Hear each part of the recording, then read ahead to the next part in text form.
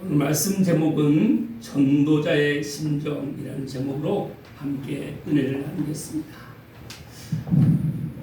지금 우리 한 사람 한 사람은 하나님께서 우리를 구원하시기를 원하시고, 또 구원받은 사람은 헌신하시기를 원하시고, 또 헌신을 하는 사람은 또 신앙계승을 하기를 원하십니다. 그리고 이렇게 하나님의 자녀가 돼서 헌신하고 또 신앙계승을 해서 복음을 전하는 자에게는 하나님의 하늘의 복으로 우리를 찍어주시는 것입니다. 이 땅의 복과는 비교할 수 없는 우리가 삶을 살아가는 것이죠. 오늘 인사에도 말씀드린 것처럼 우리는 차원이 다른 영생의 삶을 우리가 살아가게 됩니다. 그렇게 되기 위해서는 내가 먼저 구원을 받아야 됩니다. 그리고 내가 먼저 헌신을 해야 됩니다. 그리고 내가 먼저 신앙계승을 해야 되는 것이죠. 그리고 내가 복을 받아야 그 이 성경의 영적 진리, 영적 법칙인 것이 다른 사람들에게 또 전해지는, 불을 붙이는 그런 삶을 우리가 살아가야 되는 것입니다. 오늘은 특별히 신앙계승의 말씀 중에 그 신앙계승의 내용 중에 신앙계승도 자녀에게 이 수직적인 신앙의 계승이 있고, 또 내 이웃에게 복음을 전하는, 땅끝까지 복음을 전하는 수평적 신앙계승이 있습니다. 그래서 구약은 보통 자녀들에게 하는 이 수직적인 신앙계승을 말씀하고 계시고, 복음, 예수님이 오셔서 이 신약 성경의 교회를 통해서 수평적인 신앙계승을 말씀하고 계시는 것입니다. 우리는 이 수직적인 신앙계승과 수평적인 신앙계승을 하는데, 이 생명을, 복음을 전하는 우리 한 사람 한 사람이 되어야 될 줄 믿습니다. 아멘. 그래서 전도자의 심정, 전도자의 심정은 누구의 심정을 품은 사람이 전도자의 심정이겠습니까?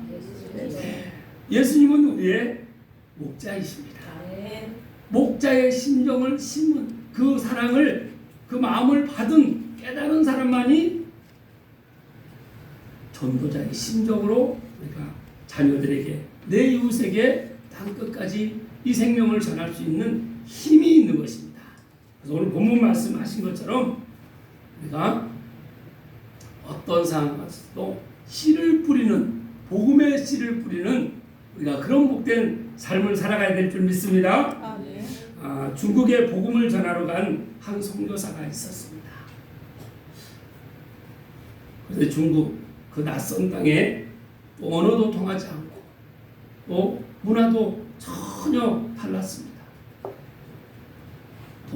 전도지를 돌려도 받는 사람도 없고, 그리고 심지어 조롱과 핍박을 받기도 했습니다. 그는 매일 이렇게 무릎 꿇고 간절히 하나님께 기도를 합니다. 하나님, 이 땅에 복음을 심기를 원합니다.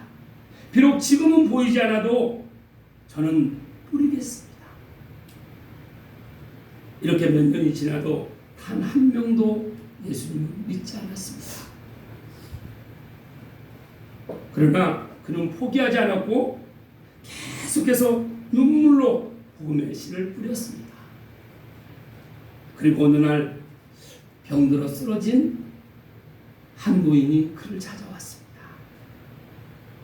선생님, 당신이 전한 그 예수님 이야기를 듣고 내 마음이 계속 생각이 났습니다. 저도 그분을 믿고 싶습니다. 저도 그분을 믿고 싶습니다. 저도 예수님을 믿고 싶습니다. 그 노인을 통해서 가족이, 그리고 내 이웃이, 그 동네가 다 복음을 받아들이게 되었습니다. 선교사님은 그날 이렇게 고백합니다. 나는 씨앗만 뿌렸습니다. 어떻게 뿌렸습니까? 눈물로 나는 씨앗만 뿌렸습니다. 근데 하지만 그 눈물을 하나님이 잊지 않으셨습니다. 전도는 즉시 열매가 맺지 않을 수도 있습니다. 그러나 눈물로 뿌려진 씨앗은 반드시 하나님께서 거두게 하십니다. 이 사실을 믿습니까? 네. 우리가 흘리는 눈물 한 방울, 그 한 방울 한 방울로 뿌린 씨앗은 절대 헛되지 않다는 것입니다.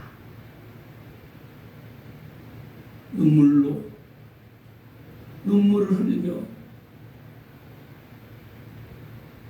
뿌린 씨앗은 반드시 거둔다고 하셨습니다. 울며 씨를 뿌리러 나가는 자는 반드시 그 곡식단을 가지고 돌아온다고 하나님께서 말씀하셨습니다.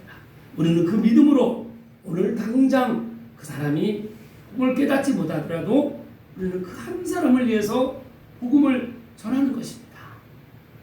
그래서 전도자의 심정, 복음을 깨달은 사람은 그 목자의 심정, 그 예수님의 그 마음을 나를 구원하시기 위해서 끝까지 포기하지 않으신 그 예수님의 그 마음을 이제 깨달았기 때문에 그 마음으로 이제 전도자의 심정을 가지고 내 자녀에게, 내 이웃에게, 이 나라에, 전 세계 열방에 복음을 전하는 그런 삶을 살아가는 것입니다. 그래서 공간과 이런 시간에 제한되지 않은 것이 아니라 초월하는 삶을 늘 살아가게 되는 것입니다. 우리 삶이 그런 삶인 줄 믿습니다. 이 자리에도 지금 전도자의 심정을 가진 사람도 있고 또 전도 대상자의 위치에 있는 사람도 있습니다. 여러분은 전도자의 복음을 깨달아서 이 복음을 전하는데 불이 타서 누구에게도 복음을 전하려고 하는 이 전도자의 심정을 가진 여러분이십니까? 아니면 이 복음을 내가 깨달아야 되는, 구원받아야 되는 전도 대상자의 위치에 있습니까?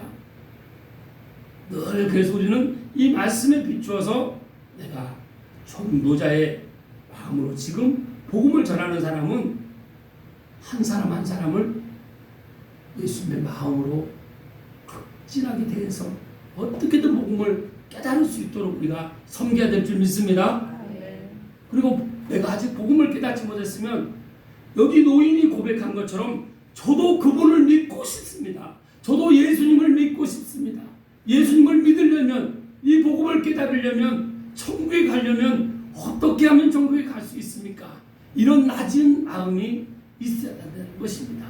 이런 겸손한 마음으로 우리가 전도자의 심정과 또 전도 대상자의 그 위치에서 겸손한 마음으로 우리가 낮출 때 여기 있는 모든 사람이 다 구원받고 또 성화돼서 구원에 이르는 그런 삶을, 축복의 삶을 살아갈 줄 믿습니다. 그래서 오늘 전도자의 심정으로 하나님은 우리 한 사람 한 사람을 사용하시기를 원하십니다. 그래서 하나님께서 우리에게 이렇게 각자에게 질문을 하는 것입니다. 복음도 성경 말씀도 이렇게 우리가 들으면서 말씀, 근데 그 말씀을 고백하게 하기 위해서는, 받아들이게 하기 위해서는 질문이 너무나 중요하다는 것입니다. 그래서 오늘 6가지의 질문으로 우리가 누구에게든 물어볼 때, 또 질문을 받았을 때 말씀으로 대답할 수 있는 우리 생기 넘치는 교회는 그런 우리 한 사람 한 사람이 될 줄 믿습니다. 그 첫 번째 질문은 어떤 심정을 가져야 합니까? 이렇게 물어봤을 때 우리가 이렇게 대답을 해야 됩니다. 로마서 1장 14절 15절 말씀 함께 읽겠습니다. 헬라인이나 야만인이나 지혜 있는 자나 어리석은 자에게 다 내가 빚진 자라. 그러므로 나는 할 수 있는 대로 로마에 있는 너희에게도 복음 전하기를 원한다. 누구의 고백입니까? 사도 바울의 고백입니다. 헬라인이나 야만이나 지혜 있는 자나 어리석은 자에게 다 내가 빚진 자라. 여러분, 빚 져보셨습니까? 우리가 카드를 쓰게 되면 카드 값을 반드시 갚아야 되죠. 갚지 않으면 그 한배 전화로 또 사채를 쓰게 되면 그 돈의 압박을 받으면 어떻게 됩니까? 그 무엇도 할 수가 없어요. 그 불안한 마음. 사도 바울은 그 빚진 자의 마음, 이걸 복음을 전하지 않고는 견딜 수 없는 그 마음으로 거저받은 이 은혜의 빚진 마음으로 지금 헬라인이나 야만이나 지혜 있는 자나 어리석은 자에게 복음을 전했다는 것입니다. 어떻게? 빚진 자의 마음. 근데 헬라인이나 야만이나 지혜 있는 자나 어리석은 자에게 사도 바울이 빚이 졌습니까? 빚을 졌습니까? 그렇지 않습니다. 예수님께 빚진 자라는 것입니다. 우리가 1만 달란트를 탕감받았다는 것은 지금 원화로 계산하면 약 5조 원에 가까운, 뭐 그거보다 우리 구원이 비록 5조 원밖에 안 되겠습니까? 그럼 우리 각자 한 사람은 지금 그걸 거저 영생을 받았다는 것은, 구원받았다는 것은 그 가장 작게 표현했을 때 5조 원 이상을 우리가 지금 빚진 마음으로 우리가 복음을 전해야 된다는 것입니다. 그때 당시 로마는 어떻습니까? 전 세계를 호령하는 최고의 강대국이었습니다. 지금 미국처럼 초강대국이었다는 것입니다. 바울은 그 로마의 복음을 전하기 위해서 비전을 가지고 어떤 상황에서 흔들리지 않고 빚진 자의 마음, 그 겸손한 마음으로 로마에 가서까지 복음을 전하는 것입니다. 우리도 미국 선교사가 우리나라에 와서 그 많은 선교사들이 복음을 전한 것처럼 이제 미국은 많은 지금 교회들이 술집으로 변해가고 있고 무너져가고 있습니다. 이제 역으로 우리 대한민국에서 복음을 깨닫는 우리가 미국의 복음을 전하겠다는 이 말씀을 우리 삶에 적용하면, 지금 오늘날 적용하면 우리가 이제 미국의 복음을 전해야 되는 그런 상황이 온다는 것입니다. 우리가 그런 큰 비전을, 복음에 대한 비전을 가져야 될 줄 믿습니다. 그럼 어떻게 자기의 상을 받습니까? 고린도전서 3장 6절에서 8절 말씀 함께 읽겠습니다. 나는 심었고 아볼로는 물을 주었을 때 오직 하나님께서 자라나게 하셨나니 그런즉 심는 이나 물 주는 이는 아무것도 아니오되 오직 자라게 하시는 이는 하나님뿐이니라. 심는 이와 물 주는 이는 한 가지이나 각각 자기가 일한 대로 자기의 상을 받으리라. 바울은 신약성경 13권을 기록한, 감동으로 기록한 바울입니다. 그리고 근데 바울은 심었다고 했습니다. 아볼로는 어떻습니까? 아볼로는 유능한 성경 교사였습니다. 이 고린도 교회는 어떤 사람은 바울파, 어떤 사람은 아볼로파, 어떤 사람은 베드로파, 어떤 사람은 그리스도파로 철저하게 분열되어 있었습니다. 그런 고린도 교회 바울은 이렇게 말하는 것입니다.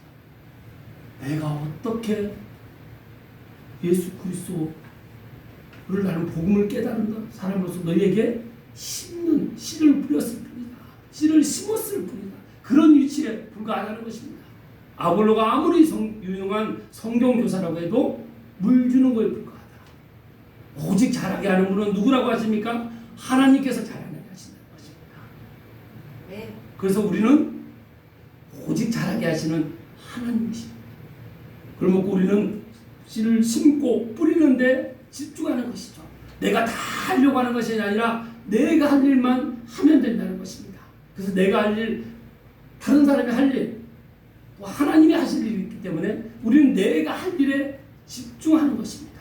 하나님이 쓰시는 건 바울로 쓰시기도 하시고 아볼로로 쓰시기도 하시고 베드로로 쓰시기도 하시고, 그 쓰시는 분은 우리의 이제 구원을 받은 사람은 쓰시는 하나님이 쓰시기에 합당하도록 우리 삶을 내어 드려야 되는 줄 믿습니다. 그렇게 했을 때 심는 사람은 심는 사람대로, 물 주는 사람은 물 주는 사람대로 각각 자기의 상을 받는다는 것입니다. 그러나 우리의 마음에 중요한 것은 전도자의 심정으로 우리가 씨를 뿌리고 심고 물을 주는 일을 우리가 충성으로 해야 되는 줄 믿습니다. 세 번째 질문은 우리가 전파하는 것은 무엇입니까? 고린도후서 4장 5절 말씀 함께 읽겠습니다. 우리는 우리를 전파하는 것이 아니라 오직 그리스도 예수의 주 되신 것과 또 예수를 위하여 우리가 너희의 종된 것을 전파하노라. 오직 그리스도 예수의 주되신 것과 구세주는 무엇을 뜻합니까? 구세주는 구세주, 예수님이 나의 구세주십니다. 이렇게 고백하는 것은 나의 구원자라는 뜻입니다. 그럼 주라는 표현은 무엇을 뜻입니까? 주님, 평생 나와 함께 하시는 나의 주인 되시는 주님이라고 우리가 고백하는 것입니다. 그래서 예수님은 나의 구원자시오, 나와 평생 그 구원을 이루어가는데 나와 함께 하시는 나의 동역자 되시는 나의 목자 되시는 그 사랑의 심정, 죽기까지 생명까지 내어주시는 그런 심정을 가신 그런 예수님이 나의 구세주요 주님이신 줄 믿습니다. 바울은 그걸 깨닫고 오직 우리가 전파하는 것이 아니라 오직 그리스도 예수의 주되신 것과 또 예수를 위하여 우리가 너희의 종된 것을 전파합니다. 종은 어떻습니까? 옛날은 종들을 값으로 주고 삽니다. 예수님이 우리를 사신 거 맞습니까? 네. 어떻게 사셨습니까? 핏값으로 샀다는 것입니다. 이 사실을 믿습니까? 네. 믿는 것에서 믿어지는 믿음까지 가야 됩니다.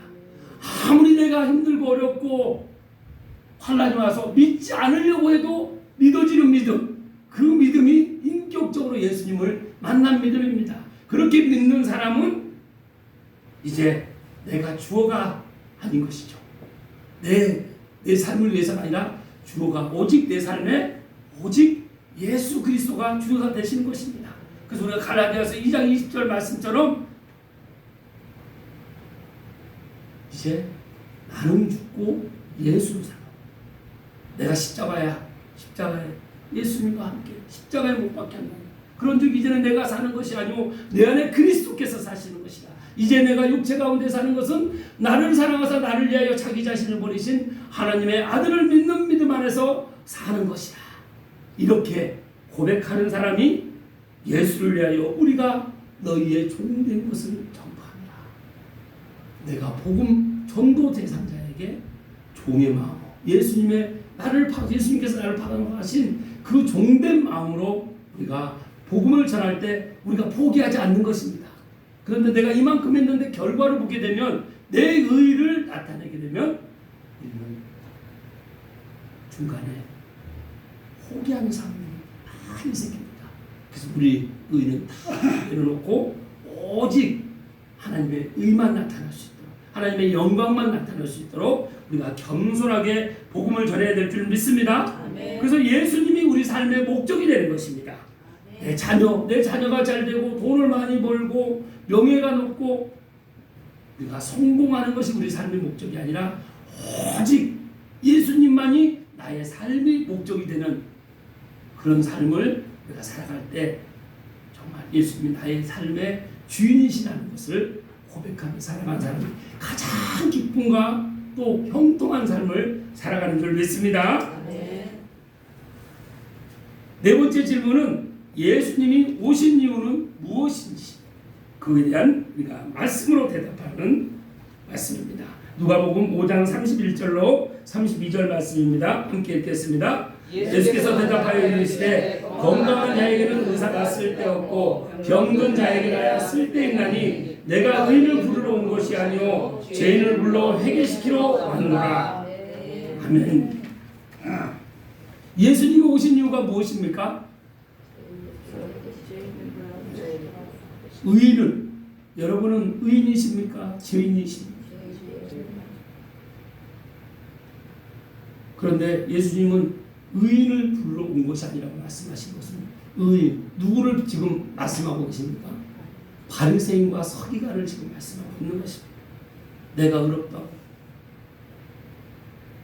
내 의를 위해서 그리고 자신들의 욕심을 채우기 위해서 그리고 판단하고 비판하고 정죄하는 그런 사람들. 그래서 우리를 의롭다고 칭함을 받은 것이지 우리가 의인이라는 것이 아니라는 것입니다. 오직 의로우신 분은 우리 예수님 뿐이심을 우리가 고백해야 되는 줄 믿습니다. 그래서 건강한 바리새인과 서기관들을 예수님은 부르러 오신 것이 아니라 그런 사람은 의사가 쓸 데가 없다는 것입니다. 자칭 나는 의롭다고 하기 때문에 예수님을 받아들이시, 예수님이 오신 목적을 전혀 깨닫지 못하는 것입니다. 병든 자의 세리와 죄인들, 나는 죄인입니다. 가늠한 여자, 주님 저는 벌을 받아 마땅한 사람입니다. 그렇게 주님 앞에 겸손히 무릎 꿇고 엎드리는 사람, 그런 사람을 예수님이 지금 만나주시러 오셨다는 것입니다. 여러분의 심령은 죄인의 심령 맞습니까? 네. 세리의 심령 맞습니까? 네. 가늠한 자의, 살인한 자의 여러분의 지금 그런 애통하는 심령을 지금 여러분 안에 품고 계십니까? 우리는 그런 마음을 품을 때 예수님이 오신 진정한 나의 구원자로, 나의 생명의 주로 오신 걸 우리가 깨달을 수 있는 줄 믿습니다. 네. 그래서 우리는 늘 의를 부르러 온 것이 아니라 죄인을 불러 회개시키러 왔다.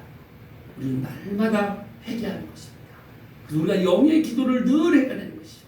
영의 기도라는 것은 먼저 회개를 먼저 기도하는 게 순서인데, 회개하기 전에 내가 회개를 하고 싶다고 회개가 나오는 것이 아닙니다. 이게 영적 기도이기 때문에 우리의 회개를 방해하는 영이 있습니다. 악한 마귀, 사탄, 귀신이 우리 회개를 가로막고 있는 것입니다.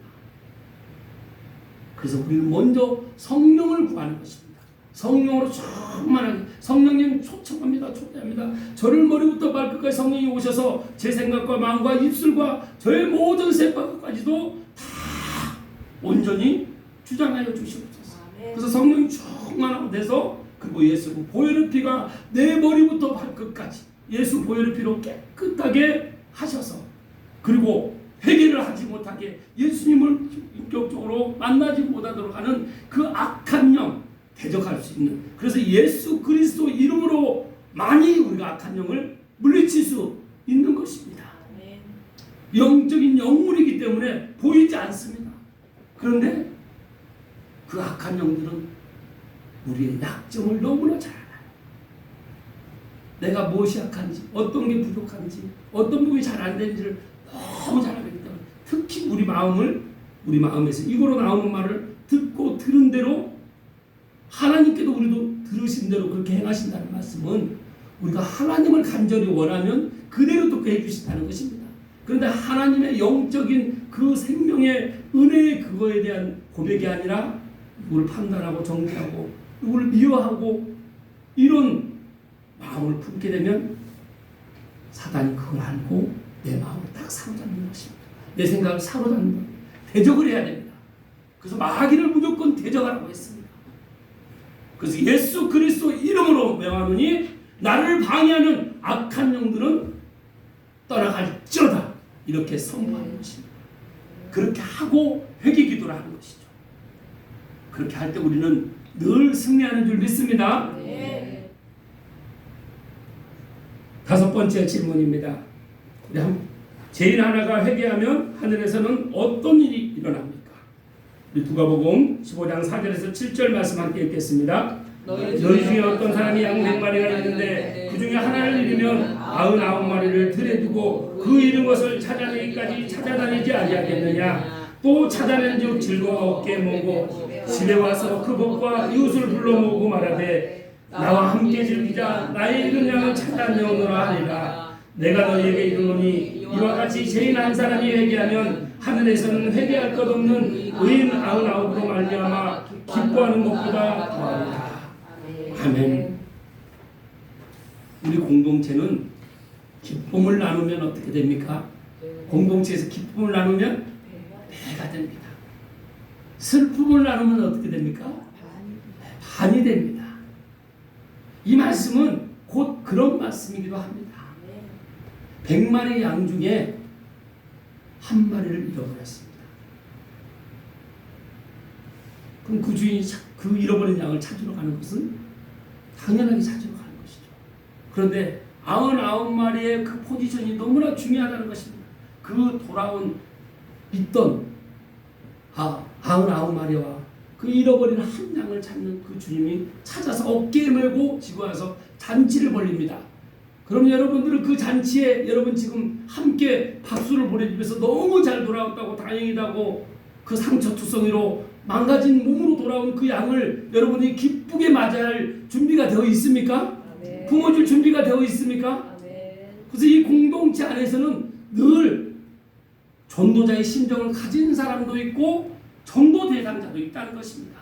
그러면 전도 대상자는 그 아홉 마리의 그 포지션에서 지금 돌아온 그 양을 우리가 기쁘게 맞이하는 돌아온 탕자를 형이 질투하고 시기하고 했던 것이 아니라 근데 교회의 모습에 정말로 기쁨은 나누면 배가 되고 슬픔은 나누면 반이 된다는 그런 이 하나님 말씀하신 대로 정말 내 마음에 누군가 왔을 때 그 사람을 살릴 수만 있다면 내 모든 것을 다 종의 마음으로 하겠다는 그런 마음을 우리가 공동체가 가지고 있습니까? 그렇지 못할 때가 너무 많다는 것입니다. 그래서 교회 안에 분열이 많고 갈등이 많고 평가하고 판단하고 마음에 안 든다고 내가 그 공동체에 흩트는 그런 내 말과 내 행동과 내 표정과 내 태도가 있다는 것입니다.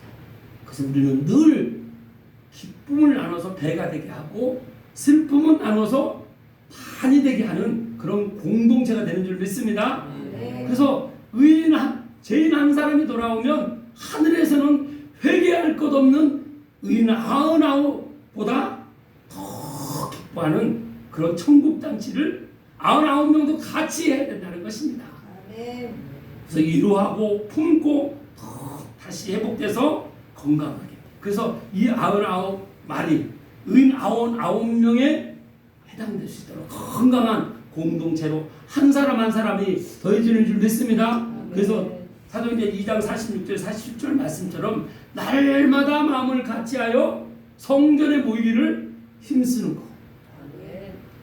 그 마음이 우리에게 늘 품어질 때 우리가 집에서 떡을 떼고 기쁨과 순전한 마음으로 음식을 먹고 하나님을 찬미하는 이런 모습을 보여줄 때 이런 모습을 볼 때 세상 사람들도 마음을 열고 또 하나님께서 그 모습을 보시고 여기에 이 공동체에 구원받는 사람을 날마다 더하게 하시는 줄 믿습니다. 그래서 우리가 생기 넘치는 교회라는 이름은 그냥 생기 넘치는 공동체가 아니라 우리 각자에게 우리 다 누구나 내가 숨을 쉬려고 쉬는 사람 있습니까? 하나님께서 흙으로 사람 지으시고 그 코에 생기를 불어넣어 주셨습니다. 하나님의 성령의 생명, 하나님의 영의 생명이 우리에게 지금 다 불어넣어졌다는 것이죠. 그 하늘로부터 오는 하나님께로 받은 이 호흡을 우리가 다른 사람에게 후 불어줄 때, 생명의 호흡을 불어줄 때 몇 사람이 생기가 들어가서 살아나는 것입니다. 그것이 교회에서나 가정에서나 어디에서나 우리의 호흡은 그냥 호흡이 아닌 것입니다. 그래서 우리 모두는 죄인 한 사람이 회개하면 하늘에서 어떤 일이 일어나는지 그 잔치에 우리 모두가 참여하며 박수하면서 포옹하고 세우는 그런 건강한 공동체가 될 줄 믿습니다. 여섯 번째 질문은 예수님의 멍에는 어떤 멍에입니까?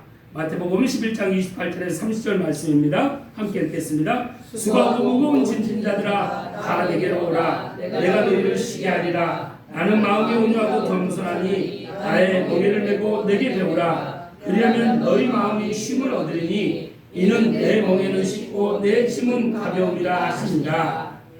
아멘. 수고하고 무거운 짐진 자들아. 여러분, 돈이 있는 사람은 짐이 있을까요, 없을까요? 내가 돈이 있어봐야 짐이 있는지 없는지 아십니까? 아니 없어도 알 수 있습니까? 없어도 알 수 있습니다. 그럼 돈 없는 사람, 돈 없는 사람은 짐이 없습니까? 그 짐이 있죠.